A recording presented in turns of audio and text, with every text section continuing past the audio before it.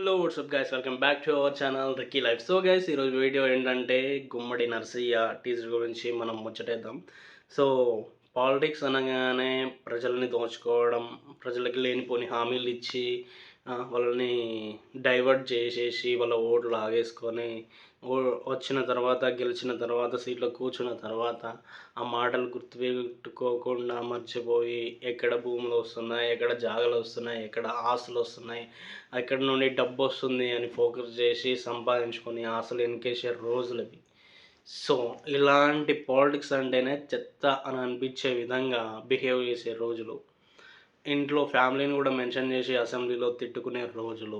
ఇంత గలీజ్ అయిన పాలిటిక్స్లో, ఇలాంటి దరిద్రమైన దోచుకునే పాలిటిక్స్లో, సో నాయకుడు ఒక లీడర్ అంటే ఎలా ఉండాలి, ఆస్తికి కానీ, డబ్బుకు కానీ, మోహానికి కానీ, అధికారానికి కానీ బానిస అవ్వకుండా ప్రజలకు కేవలం సేవ చేసే నాయకుడు ఎవరు అని చూస్తే గుమ్మడి నర్సయ్య. అతని స్టోరీనే, అతని లైఫ్ స్టోరీనే, అతని బయోగ్రఫీనే సినిమాగా గుమ్మడి నరసయ్య అనే నేమ్తో టీజర్ అయితే లాంచ్ చేయడం జరిగింది మనకి. సో అది చూసిన తర్వాత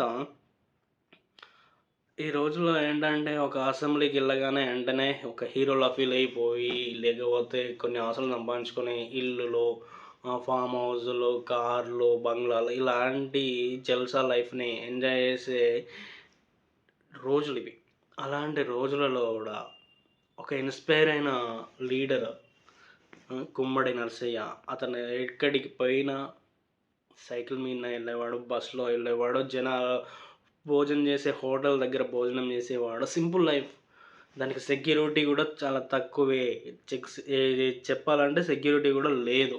సో అలాంటి లైఫ్ని లీడ్ చేయడం అని అంటే చాలా కష్టం. ఎందుకంటే సొసైటీలో మనం ఒక మాట ఇచ్చి నిలబెట్టుకోకపోతే ఆ ప్లేస్కి వెళ్ళినప్పుడు అక్కడ ఉన్న జనాలు ఏ విధంగా క్వశ్చన్ చేస్తారు, ఏ విధంగా మాట్లాడతారు అనేది కూడా దృష్టిలో పెట్టుకోవాలి. కానీ ఇక్కడ తను చేసిన సేవ ఇంత అంత కాదు. తను ఇచ్చిన ప్రతి మాట నిలబెట్టుకున్నాడు.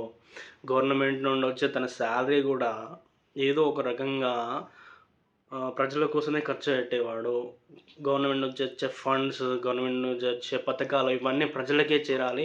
కానీ నాకు ఒక్క రూపాయి వద్దు, నేను కేవలం ప్రజలకు సేవ చేసే సేవకుణ్ణి అని చెప్పేసి నిజంగా కళ్ళకు కనిపించే ఒక సేవకుడి లాగానే కనిపిస్తాడు అన్నమాట తను కూడా. సో ఇలాంటి నాయకుడు ఉండడం ఎంతో చాలా చాలా చాలా అంటే చాలా అరుదుగా కనిపిస్తూ ఉంటారు. ఇలాంటి నాయకులు అక్కడక్కడ చాలా అరుదుగా కనిపిస్తూ ఉంటారు. సో అందులో గొప్ప నాయకుడు అని చెప్పుకోదగ్గ వ్యక్తి గుమ్మడి నరసయ్య అన్నమాట. సో ఇతని భావాలు కూడా సిపిఐ అంటే ప్రజల పక్షాన పోరాడే ఒక మనకు లైక్ దట్ చెప్పుకుంటాం కదా, చెగువీర అని. ఇలాంటి భావాలు కలిగిన వ్యక్తులు ఎవరైతే ఉంటారో ఆ కోవాలోకి చెందిన వ్యక్తి ఈ ఈ మన గుమ్మడి నరసయ్య అన్నమాట.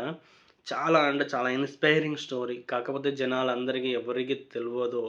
ఇలాంటి వాళ్ళను గుర్తుపెట్టుకోవడం చాలా కష్టం. కాకపోతే సినిమాలలో కాలర్ ఎగిరేసి డైలాగులు చెప్పే వాళ్ళు అయితే బాగా గుర్తుంటారు అన్నమాట మనకి.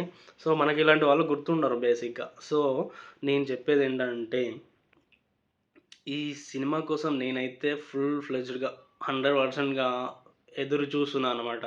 ఎందుకంటే ఒక పాలిటిక్స్ సినిమాలు చాలా వచ్చినాయి ఇప్పటివరకు, చాలా ఉన్నాయి, చాలా పోయినాయి. కానీ ఇలాంటి ఒక నికాస్ అయిన రాజకీయ నాయకుని సినిమా కోసం నేను ఎదురు చూస్తున్నా. ఒకప్పుడు వైఎస్ రాజశేఖర్ రెడ్డి బయోగ్రఫీ వచ్చింది.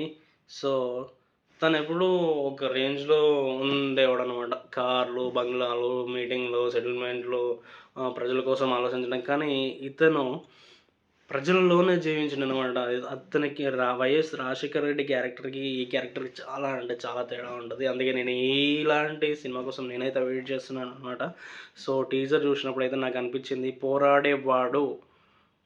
పోరాడేవాడికి డబ్బులు అవసరం లేదు, ఆస్తులు అవసరం లేదు. కేవలం పోరాడాలనే ఒక సంకల్పం ఉంటే చాలు, ప్రజల కోసం కష్టపడాలనే ఒక సంకల్పం ఉంటే చాలు అనే ఇంటెన్షన్ అయితే నాకు అనిపించింది అనమాట. సో నేనైతే మూవీ కోసం వెయిట్ చేస్తున్నాను. మీరు ఎంతమంది టీజర్ చూసి ఒకసారి అయితే కామెంట్ చేయండి.